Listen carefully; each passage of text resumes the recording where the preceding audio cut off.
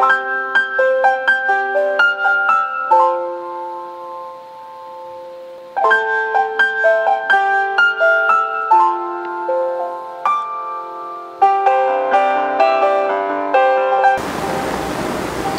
jumpa Bapak, Ibu, dan saudara-saudari yang terkasih dalam nama Tuhan kita Yesus Kristus.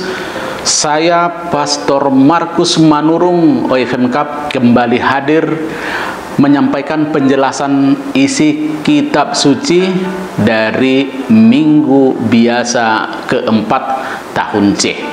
Bacaan pertama diambil dari kitab Yeremia bab 1 ayat 4-5, ayat 17 sampai 19. Bacaan kedua surat pertama Rasul Paulus kepada umat di Korintus bab 12 sampai ayat 31 sampai bab 13 ayat 13.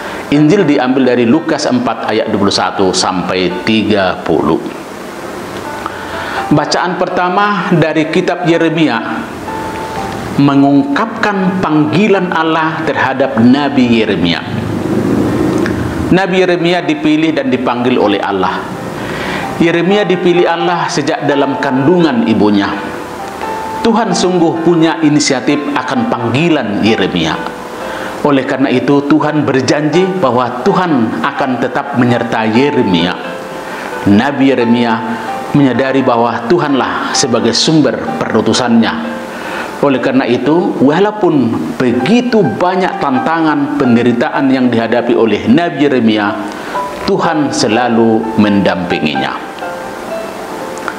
Dalam bacaan kedua, Rasul Paulus memberi muatan bobot pewartaan kita.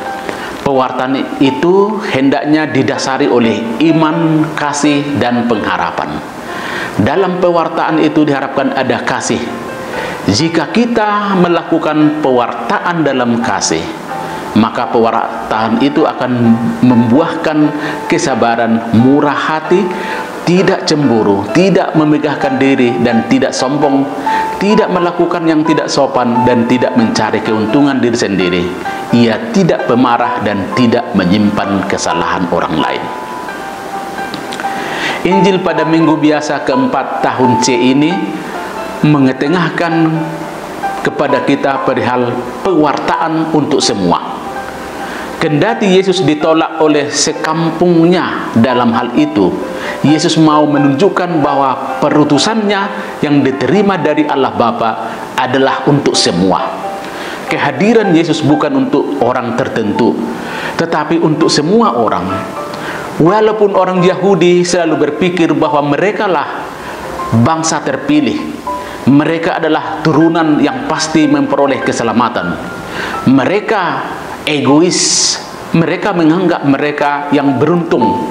Mereka berpikir bahwa kelompok lain tidak punya arti di hadapan Allah. Bahkan mereka menganggap seolah-olah Tuhan itu adalah milik orang Yahudi. Satu buah permenungan yang bisa kita kembangkan ialah kita dipilih dan diutus untuk semua. Panggilan kita berdasarkan apa yang telah dilakukan oleh Yesus. Yesus mewartakan kebenaran untuk semua tanpa pilih-pilih bulu. Tidak ada kesukuan, tidak ada pengkotak-kotakan. Kita diutus oleh Allah bukan untuk memilih-milih lahan yang cocok untuk kita, bukan untuk memilih-milih orang atau kelompok yang gampang kita dekati. Kita diutus bukan hanya di kalangan Katolik saja. Perutusan Yesus bagi orang Kristen bukan untuk memilih-milih orang yang menguntungkan diri sendiri. Maka itu saja yang ditemani, yang dikunjungi, yang disapa. Pewartaan kita untuk semua, tanpa pilih-pilih bulu, tanpa mencari siapa orang yang berada, siapa yang menyenangkan, siapa yang menggembirakan, siapa suku ini dan siapa suku itu. Pewartaan kita tertuju kepada siapapun, termasuk orang yang tidak menguntungkan, orang yang tidak akan mungkin membalas jasa kepada kita. Oleh karena itulah pewartaan, pendekatan kita, perhatian kita, sapaan kita bukan hanya kepada orang yang menyenangkan atau orang yang memberikan umpan balik kepada kita. Disayangkan bahwa masih ada orang yang melekat pada orang-orang tertentu yang menguntungkan, yang memuaskan, yang menyenangkan, dan akhirnya melupakan yang lain. Dan akhirnya hidupnya, dirinya hanya tertuju kepada orang-orang tertentu saja. Pertemuan kita pun bukan pertemuan yang eksklusif, sehingga saluran kasih itu sangat sempit. Maka Allah mengharapkan agar pewartaan orang yang sudah terpanggil sungguh didasari oleh iman, kasih, dan pengharapan, seperti yang dikatakan oleh Rasul Paulus dalam bacaan kedua. Pewartaan kita hendaknya berbuahkan kesabaran, murah hati, tidak cemburu, tidak memegahkan diri dan tidak sombong, tidak melakukan yang tidak sopan dan tidak mencari keuntungan diri sendiri. Ia tidak pemarah dan tidak menyimpan kesalahan orang lain.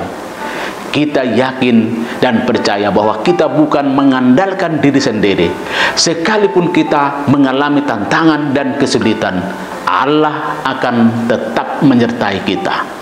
Sebagaimana Allah yang selalu menyertai Nabi Yeremia dalam pewartaannya, Allah juga senantiasa menyertai kita.